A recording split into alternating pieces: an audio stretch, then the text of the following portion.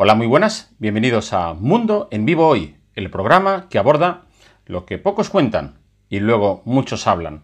Para nuestro espacio de hoy tenemos una entrevista muy interesante con el filósofo y escritor Antonio Fornés, que acaba de publicar un interesante libro, una interesante y recomendable lectura titulada Si son democráticas las abejas. Hablaremos un poco más tarde con él. Pero dejadme que os hable de lo que ha pasado esta semana.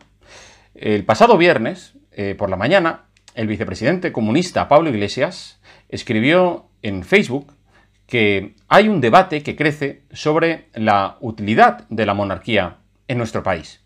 Y señaló al rey Felipe VI, rechazando desvincular su figura de la de su padre. Pablo Iglesias dijo que el gobierno no puede ignorar un debate sobre la monarquía. La ofensiva contra la monarquía de Podemos ya empezó hace meses, incluso a lo mejor hace más tiempo. No olvidemos que a los 3 días de decretarse el estado de alarma, esta extrema izquierda, absolutamente oportunista, montó una cacerolada al rey para volver a crear odio y dividirnos.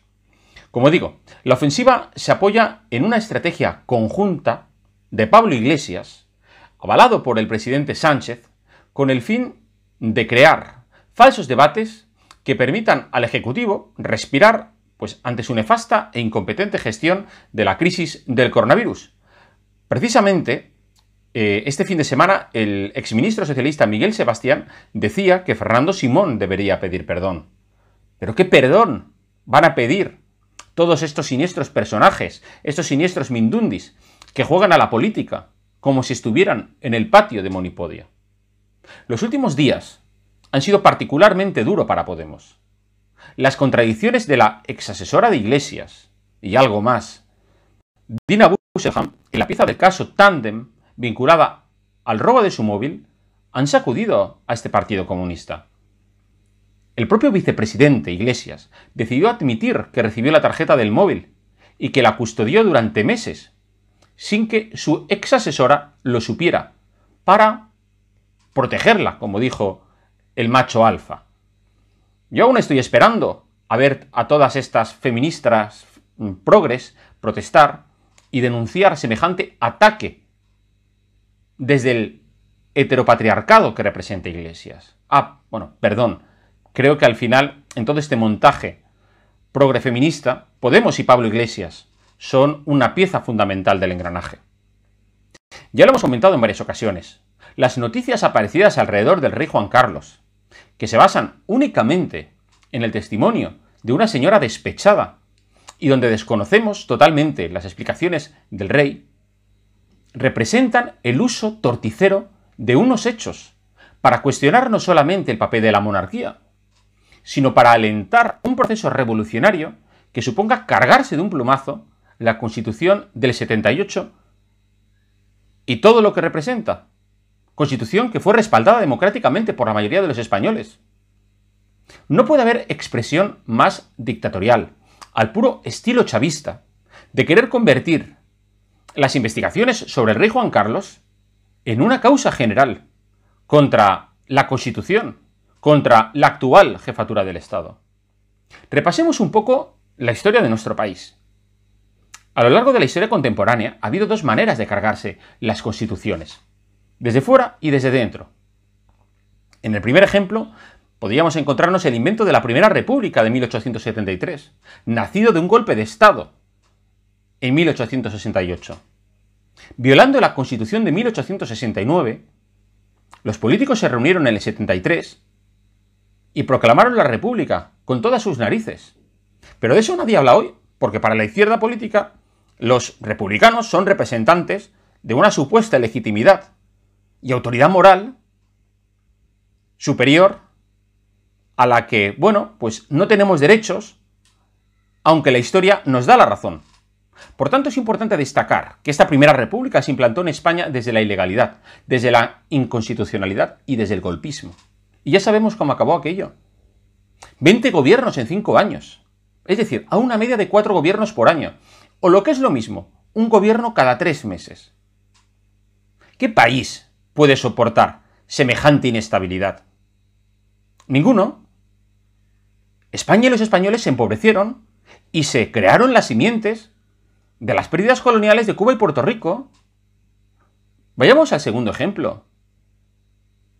La Segunda República, esa de la que tanta nostalgia tienen algunos socialistas y comunistas, no cayó del cielo porque sí.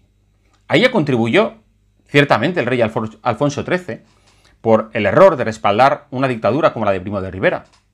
Pero los partidos republicanos estuvieron conspirando desde hacía mucho para cargarse la Constitución de 1876 y establecer una nueva Constitución a través de un proceso revolucionario, al que lamentablemente se sumaron algunos miembros de la derecha española del momento. Todos sabemos que la Segunda República acabó en una guerra civil, porque hubo una serie de políticos que, como ahora Pablo Iglesias, gobernaron desde el sectarismo, la división y con el objetivo de poner a media España contra la otra mitad. Por cierto, que esa Constitución de 1931, a la que tanto la izquierda, idolatra, nunca fue votada por los españoles. Se dio por buena, pues porque en unas elecciones municipales habían ganado los partidos republicanos en las grandes capitales, mediante, por supuesto, el uso del pucherazo, y crear una política de hechos consumados. Y en esas está actualmente Podemos.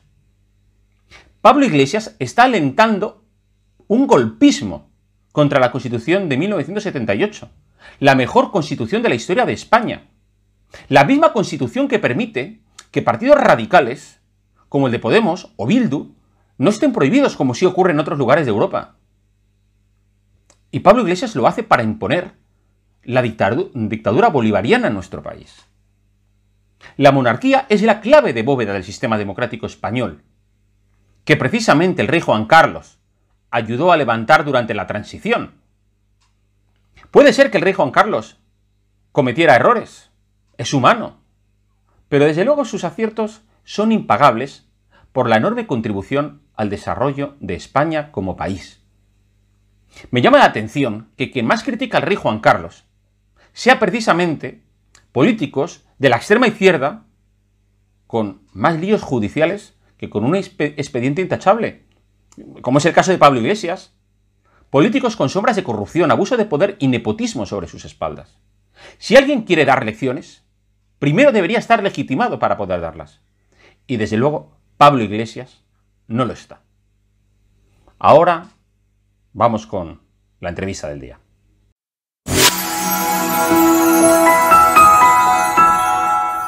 Bueno, pues aquí estamos de nuevo con lo que va a ser el espacio de entrevista con Antonio Fornés, que acaba de publicar un libro sumamente interesante. Se pregunta si son democráticas las abejas.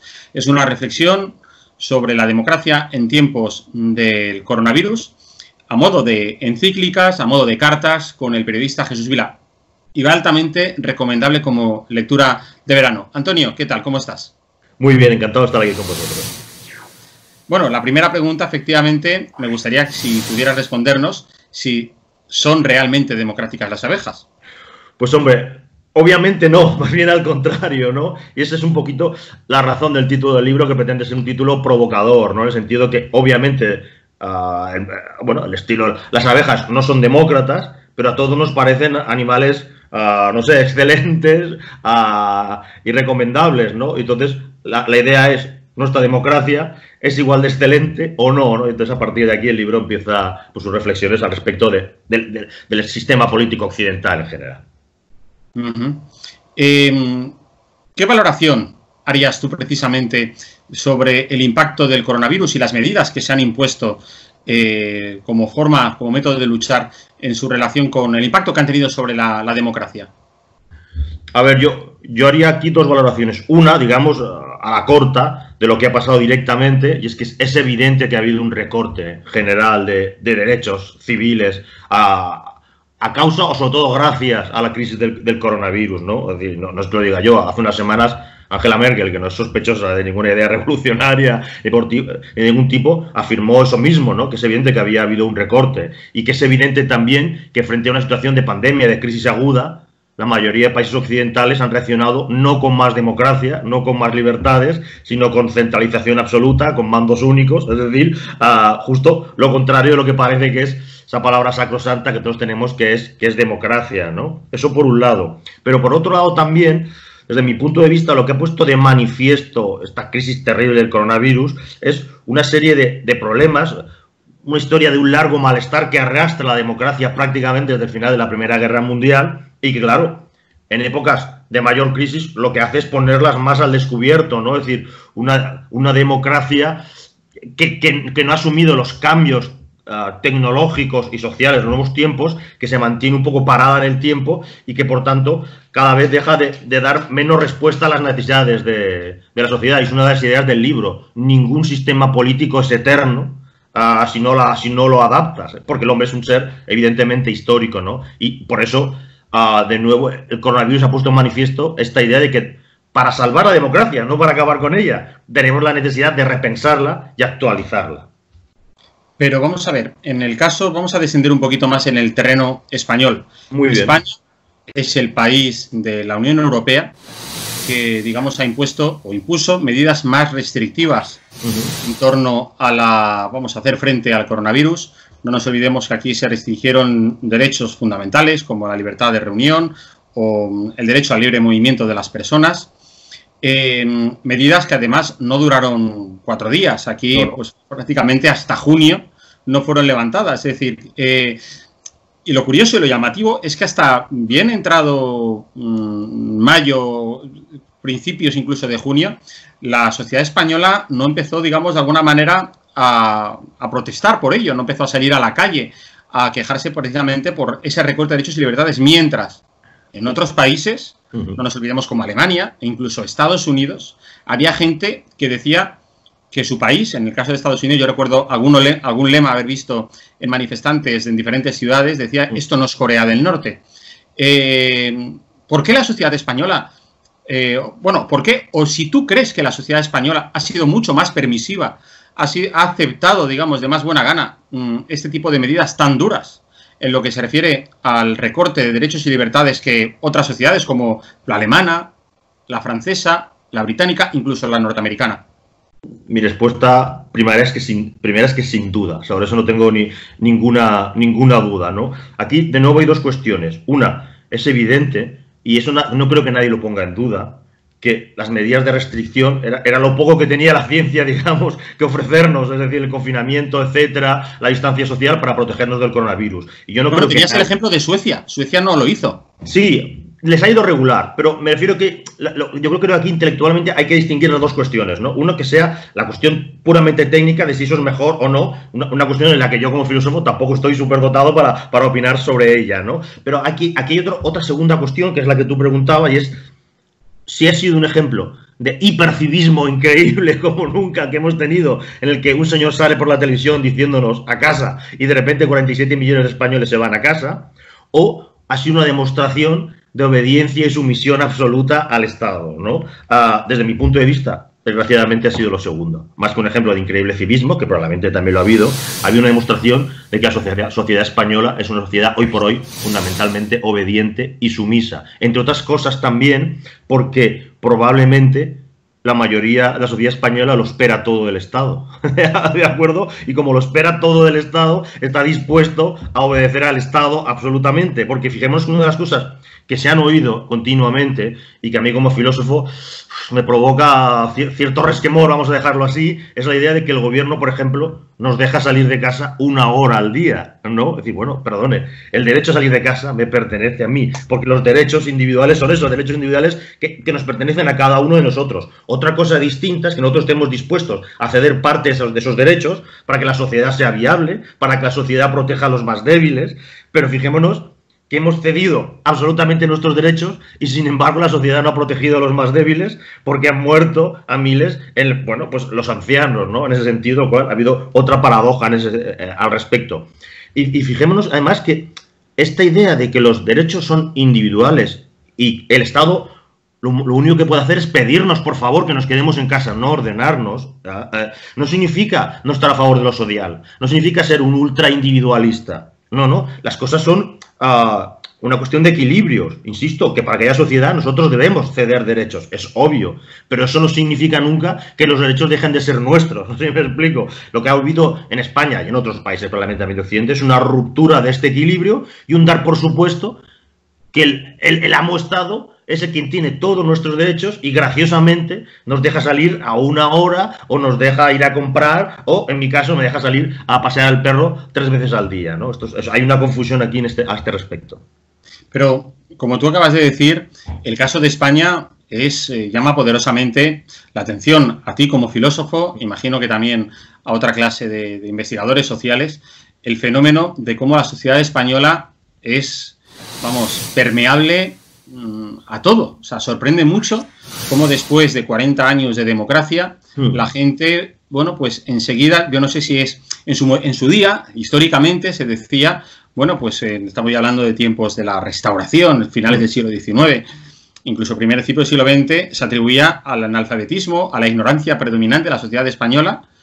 Pero claro, hoy en día, en la era de las nuevas tecnologías, en la era donde todo el mundo tiene información al alcance de todos, o sea, da la casualidad que aquí quien no pensaba, quien, digamos, se atrevía mínimamente a criticar, enseguida venía a ser señalado, y eso es algo que yo creo que me parece preocupante, es decir, ese nivel de connivencia de algunos individuos con el aparato del Estado, digamos, de estar señalando a la gente que iba por la calle y decir, no, ¿tú qué haces andando por la calle? Bueno, incluso cosas más simples, ¿no? Es decir, el tema de los balcones, que ha sido tan loado, a mí también me preocupaba cierta suspicacia, ¿no? Porque, claro, de repente alguien me dice a qué hora de salir al balcón, cuándo de aplaudir, y de nuevo está la paradoja. A mí no me parece mal aplaudir a los sanitarios, que obviamente han hecho un esfuerzo a veces sobrehumano. Eso nadie lo discute.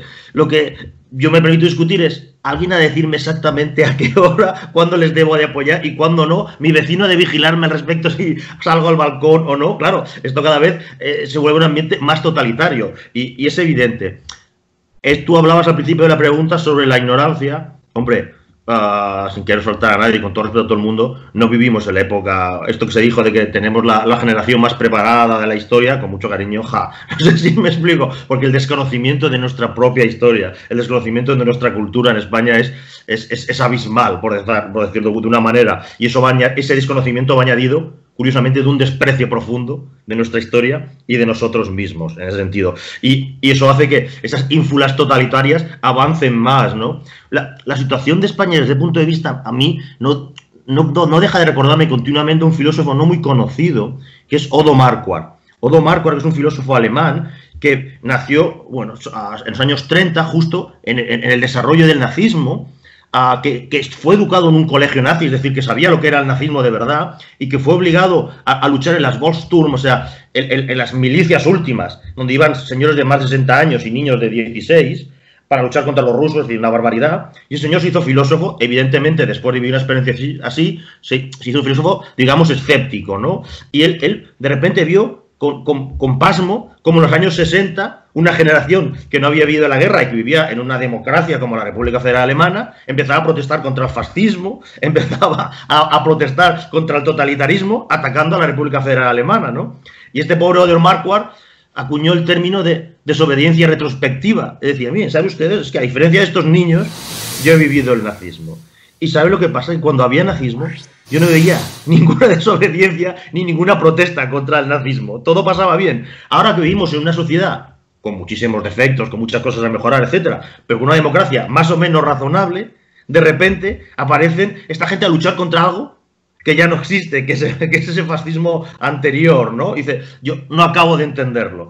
Esto es un poco lo que también nos está pasando aquí, en este sentido, y en esta situación política. Hay esa voluntad, por ejemplo, de volver a los tiempos de la dictadura, etcétera. Es esa desobediencia retrospectiva contra algo que ya no existe, y cuando ahora, efectivamente, y que además, curiosamente, como tú decías, utiliza rasgos claramente totalitarios, ¿no? Como es el desprecio porque hemos entrado desde un punto de vista político, en una demostración de que ya no hay pensamiento político, solo la ideología, a considerar a todo aquel que no opina como nosotros como un enemigo. Es decir, si uno lee mi último libro, Son demócratas abejas, verá que Jesús y yo coincidimos muy poco y que debatimos ásperamente, no sé, y nos decimos cosas terribles desde el plano intelectual. Pero eso no significa que él sea mi enemigo, porque la base de un mínimo Estado liberal y de una mínima racionalidad es a que nadie tiene la verdad absoluta y que debe estar dispuesto a que el otro tenga razón. Lo que no puedo es descalificar sistemáticamente con el insulto a cualquiera que esté en contra de mí, porque ya de salida es mi enemigo. Y otra cosa que ha pasado en estos días, y ya acabo, es que desde ciertas partes, sobre todo a uno y otro lado del arco político, se está dispuesto a apoyar una razón o la contraria, da igual si la dicen los nuestros. Ya criticar una razón o la contraria, da igual si la dicen nuestros enemigos. Desde este punto de vista, el diálogo es imposible, la razón es imposible y solo hay confrontación. Vale, pero, por ejemplo, en la línea esta de lo que tú estás diciendo, sí. El famoso historiador Polibio en la época de Roma, sabes que creó el sistema este de la naciclosis, donde hablaba de la degeneración de los regímenes políticos de unos a otros, y el paso que seguía posterior a la democracia era lo que llamaba la oclocracia, como la degeneración, digamos, de la democracia en manos del populacho, de la muchedumbre, donde de alguna manera, bueno, pues los políticos se entregan a los sentimientos primarios de los ciudadanos y se buscan por parte de algunos políticos la legitimidad, pues en los sectores más ignorantes posiblemente de la sociedad.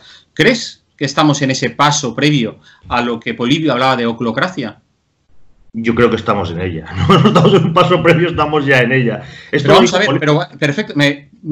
Puedo estar más o menos de acuerdo con la idea que tú estás apuntando. Sí. Pero lo llamativo y lo curioso es que no crees precisamente, bajo mi punto de vista es así, que son los partidos políticos de la izquierda actual, tanto el PSOE como el Podemos, que son aquellos que están sembrando la simiente de esa oclocracia.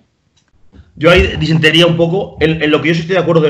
Cuando hablamos de Polibio, no solo Polibio, ya Rousseau, digamos, el inventor de la voluntad general, la voluntad de todos, etcétera, ya dice que cualquier sistema político, incluso el democrático, que es el que defiende, está condenado a degenerar, dice, porque es muy difícil. Primero, dice, por el abandono de los ciudadanos, es decir, porque al final los ciudadanos acaban preocupando sus intereses y despreocupándose de la política. Y segundo, dice, porque es muy difícil que al final los políticos mantengan la idea de la verdad y la justicia por delante de sus intereses. Es decir, que Rousseau afirma eso. Sócrates, que era un señor muy sabio, ya cuando habla de los políticos de Atenas, habla de ellos como las cortesanas del demos. Román Paladino y, con perdón, las prostitutas del pueblo. Es decir, ¿por qué? Porque dicen, vuestros políticos, cuando hacen un discurso, no buscan la verdad ni el conocimiento, sino contentaros. Es decir, buscan decir lo que queréis oír, ¿no? Es decir, ya está pensando en realidad en la demoscopia, que es en realidad quien gobierna a los partidos políticos. Es decir, el político actual, y yo creo que en eso, yo ahí sí que soy un poco más escéptico, y todos pecan desde cualquier arco, pecan de eso, en realidad buscan hablar para sus oyentes, en realidad buscan convencer, no buscar la razón, etcétera, ¿no? Y ahí hay un problema, evidentemente, de base, y es difícil de arreglar, ¿no? Esta cuestión es difícil de arreglar, y veo ahí dos motivos. Primero, desde mi punto de vista, y esto es discutible, pero a partir de la Ilustración se produce un desprecio de la verdad objetiva, digamos, un abandono de la verdad objetiva que ahora vive su máximo esplendor. Su máximo esplendor en sentido con las ideas de la posverdad, del relativismo absoluto. Entonces, claro, en un mundo donde ya abandonamos la idea de buscar la verdad, de buscar el bien, todo es posible. Entonces, la política queda eliminada de toda ética y solo queda la lucha por el poder y por mantenerse en el poder de una manera cruda, es decir, sin cambio. Por eso, estos días que se ha hablado tanto de Popper y la paradoja de Popper, en vez de ese tema malentendido, deberíamos recordar que Popper dice, en realidad, que lo que marca el sistema democrático no es la pregunta errónea que nos hemos hecho durante siglos de quién debe gobernar. Porque dice, al final, la elección sobre quién debe gobernar siempre será dudosa. Porque la idea de pensar que porque votemos vamos a elegir al mejor es intelectualmente risible. No sé si me explico, porque obviamente el pueblo, es decir, nosotros nos equivocamos como todo el mundo. Eso está claro, pero dice Popper, lo importante de la democracia es el cambio. Es decir, cómo podemos sacar fuera, eliminar, cambiar al que nos gobierna mal, al corrupto, al tirano, para que no alargue su tiranía. El problema es que en un Estado general, como una situación como el Occidente, el político medio, que es fundamentalmente un profesional, no quiere desprenderse del poder a ninguna costa y quiere mantenerse en él. Por eso fijémonos que en el tema de la tecnología, que ha aparecido ahora también con el coronavirus, este tema, ha pasado dos cosas. Las redes sociales, es decir, la idea de que un señor, yo qué sé, de Pinto escriba un tuit y pueda ser leído en todo el mundo, algo que aparentemente a un demócrata en primera instancia debería parecerle magnífico, a la mayoría de políticos les ha parecido peligroso. Y se ha empezado a hablar de fake news, de bulos, de que eso hay que controlarlo, cuando, o sea, ahora hay que controlar es que el pueblo opine, es curioso.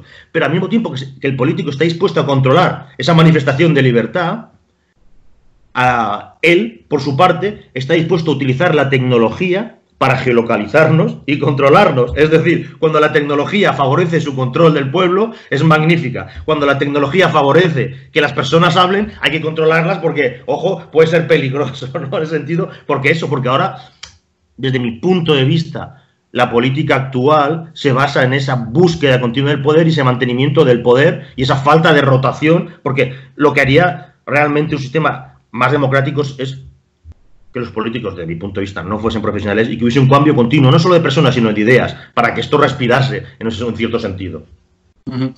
Acabas de decir un tema muy interesante cuando aludes a la libertad de expresión en las redes sociales. Precisamente, yo creo que la izquierda política, la izquierda ideológica, no solo de España, sino de Europa y de la civilización occidental, precisamente peca de 3 virus. El primero, de la corrección política, donde el virus de la corrección política corroe la libertad de expresión, de que tú acabas de hacer mención.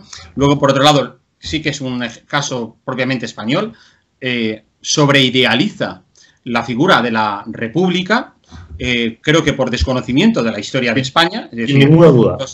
Los inventos, o sea, la aplicación de la República en España siempre ha traído consigo inestabilidad y derramamiento de sangre y auténticas penurias en nuestra sociedad. Y en tercer lugar, bueno, pues que esa idealización del progresismo. O sea, yo creo que muchas veces se malentiende lo que es progresismo. O sea, yo, que soy una persona que me considero conservadora, no niego lo que es el progreso. Lo que niego es el hecho de identificar progresismo con amor exclusivamente a lo moderno, ¿vale? Porque creo que efectivamente lo que hay que hacer de alguna manera es preservar el cambio mediante pues una memoria agradecida del pasado, y una esperanza en lo que venga el día de mañana, en el futuro. Mientras que los progresistas se entregan con los brazos abiertos exclusivamente a lo moderno por el simple hecho de ser moderno, sin haber podido demostrar si es mejor o haber visto si es peor que lo que había. Bueno, me haces una pregunta complicada y la voy a intentar responder de manera rápida. En 3 temas. Uno, por acabar, el tema que te apuntas de la República, sobre la República. Es obvio, cualquiera que conozca un poco la historia de España, que la historia de las repúblicas españolas es una historia triste, por decirlo de una manera, lo cual, ojo, sin yo ser republicano, no significa que ser republicano sea legítimo intelectualmente. Son 2 cuestiones distintas. Una cosa es la historia, los hechos, y otra cosa es el pensamiento. Uno puede conociendo los hechos, legítimamente ser republicano. Segundo, sobre lo que decías de la izquierda, claro, es que aquí con las redes sociales, ¿cuándo explotan las redes sociales? ¿De acuerdo? Probablemente la primera vez que las redes sociales intervienen en política de una manera efectiva es probablemente con la elección de Trump, ¿no? Para sorpresa de la izquierda, ¿no? Que pensaba que las redes sociales y que todo el mundo pudiese participar iba a ser un elemento más de dominio. Y resulta que los americanos eligen a Trump, ¿no? Entonces, con lo cual ellos ya pues se tientan un poco la ropa con esta cuestión, ¿no? Porque eso nos daría para un tema interesante que igual nos desvía, pero es un tema para estudiar, y es que probablemente cada vez lo que es la izquierda va a ser votada y va a ser representada no por sus clases teóricas, que son los obreros, la gente trabajadora, sino por clases medias, digamos, bien vividas y con un buen estatus social, que se adaptan a estas ideas. Y yo siempre pongo el mismo ejemplo. Yo tengo un coche diésel viejo, ¿de acuerdo? ¿Por qué tengo un coche viejo y diésel? Porque no puedo comprarme uno mejor. No porque quiera acabar con el mundo, ni con la humanidad, ni con el planeta. Claro, ¿quiénes se pueden comprar un coche eléctrico? No los obreros como yo. A la gente de clase media alta. Y la izquierda cada vez, no sé si sin darse cuenta o de manera, digamos, consciente, pero cada vez habla más para esas clases y no para las clases obreras. Y justamente hoy he leído por algún sitio que Vox hablaba de que iba a hacer un sindicato, ¿no? Y tiene una cierta lógica, porque yo creo que eso va a pasar en el mundo. Las teorías de izquierda van a estar votadas por clase, digamos, más favorecida, y los menos favorecidos van a correr hacia movimientos más de derecha. Pero eso es una idea. Y al tercer grado, sobre lo que decías de progreso, Yo que, modestamente, me considero progresista, sí que creo que el progresismo de izquierdas estándar, clásico, de raíz puramente marxista, no son unos progresistas, sino desde mi punto de vista reaccionario. ¿Y por qué digo que es reaccionario? Esto que el otro día se leído una entrevista mía en El Español, y para mi sorpresa, pues todo el mundo me criticaba y me llegaron todo tipo de insultos, esta idea de que el que opina diferente de mí es descalificado. ¿Pero por qué opino eso? Pues porque querer mantener un sistema que de entrada, de facto, ha fracasado una y otra vez, pero que intelectualmente hoy es insostenible. Yo, a diferencia probablemente de muchos votantes de partidos marxistas, me he leído bien a esos señores. Y Marx o Engels aportan un bagaje teórico interesante para su momento y que hay que conocer, pero que hoy ya no es sostenible intelectualmente, porque hoy es poco más que un milenarismo religioso, ¿de acuerdo? Entonces, ¿qué es la reacción? Querer mantener ideales caducos que no responden con la realidad a toda costa e imponerlos.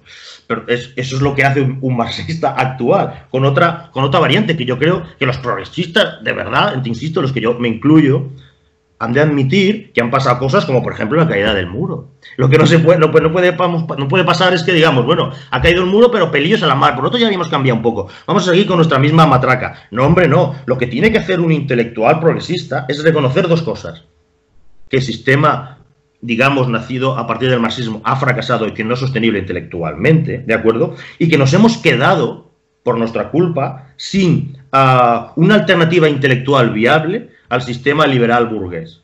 No la hay ahora mismo intelectualmente. Entonces, lo que debería hacer el progresismo, yo incluido, es callarse, entre comillas, pensar y proponer otro modelo. Es que para mí es uno de los problemas que tiene la sociedad, ya no solo España, sino occidental. Es decir, hay una confusión entre economía capitalista y modelo político. La democracia solo se entiende hoy por hoy, es un hecho, nos guste más o menos, que una democracia capitalista, y no hay ninguna idea de verdad. Es decir, porque claro, los presuntos antisistemas no propones nada, porque claro, acabar con el sistema no es una propuesta. La propuesta tiene que ser acabar con el sistema para poner otro. Empiece usted por pensar el otro, no sé si me explico. Entonces, el progresismo estándar, obviamente, no tiene nada de progresista, sobre eso no tengo ninguna duda. ¿Y por qué crees que en España hay alguna gente, algunos medios de comunicación, incluso políticos, que tildan de ultraderecha a Vox y, por ejemplo, olvidan que Podemos es un partido de extrema izquierda y lo llaman siempre, bueno, pues como partido, no sé, es decir, como mucho populista, es decir, es digamos, sí, el adjetivo más peyorativo que se le suele tildar? Y mientras que si te vas a los medios extranjeros, sí que lo llaman como partido de extrema izquierda. ¿Qué crees que pasa en España en ese sentido? Bueno, yo creo que va un poco en la línea de lo que te he comentado al principio, de esa idea de desobediencia retrospectiva, ¿no? Eso como si todavía ciertas clases, ciertos partidos, cierta parte de la sociedad pensase que ahora estamos luchando contra un fascismo que nos gobierna, como una dictadura que se acabó en los años 70. Pero eso, curiosamente, ha calado, ¿no? Y vemos en las calles, en las pintadas, etcétera, y existe esta idea, ¿no? Todo el mundo, desde mi punto de vista, esto es tema, porque además para mí hay otra confusión. No pasa nada por ser radical. No sé si me explico. Este miedo es que parece algo negativo. Ser radical es negativo. Ni desde la derecha ni desde la izquierda. Ser radical es negativo, porque ser radical significa llevar tu pensamiento hasta el final. Esto no tiene por qué ser malo, si tu pensamiento es bueno. Lo que es negativo es ser intolerante, pero ser radical y ser intolerante no es lo mismo. Son dos cosas diferentes. Es decir, uno puede llevar su pensamiento hasta el final, estar dispuesto a defenderlo, pensar mucho sobre él y ser tolerante con los demás. Es decir, lo que hay que pedir, tanto a los límites de la derecha como a los límites de la izquierda, es que sean tolerantes. Que lleven su pensamiento hasta el final. No tiene nada de malo. Es decir, yo que obviamente no soy votante ni de Podemos ni de Vox, no me causan malestar ninguno de los dos, porque tienen derecho a llevar dentro de la ley y de un Estado democrático su pensamiento hasta el final y ser todos los radicales que quieren. Lo que no se debe permitir es la intolerancia. Y es verdad que cada vez la intolerancia viene más de un lado y no del otro. Pero esta es la cuestión con la que hay que luchar. Yo diría que hoy por hoy viene más de la izquierda que de la derecha, eso sin duda. Pero hay que rechazarla en cualquier caso. Y hay que emitir a los dos lados, insisto, porque esta confusión entre, es que usted es un radical. Bueno, mire usted, igual es porque pensar sobre la cuestión. No, usted me puede acusar de intolerante y eso es peligroso. Ser radical, bienvenidos todos los radicales. Es decir, porque, de hecho, y también enlazo con lo que te he contestado, esta idea de la posverdad, del relativismo, esto es lo que es peligroso, porque esto es lo que lleva a la confrontación en realidad, aunque no lo parezca, esto es lo que lleva a la violencia, porque la falta de ideas, la falta de principios previos es lo que hace que solo quede la lucha por el poder y el enfrentamiento. Es decir, es justo lo contrario. Cuando hay ideas de verdad, lo que hay es debate de ideas. Y por eso no podemos estar en contra de los radicales intelectualmente. Pues me parece muy interesante, Antonio, mantener esa conversación contigo. Creo que si tu tiempo lo permite, que continuemos nuestra conversación en un próximo programa, porque el tiempo aquí es escaso. Así que muchas gracias por participar aquí con nosotros en el programa El Periscopio de Estado de Alarma. Un placer, de verdad. Hasta la próxima. Bueno, amigos, espero que la entrevista ha sido muy interesante y espero que todo el programa también os lo haya parecido así. Nos vemos la semana que viene y sed felices, a pesar del gobierno. Hasta luego.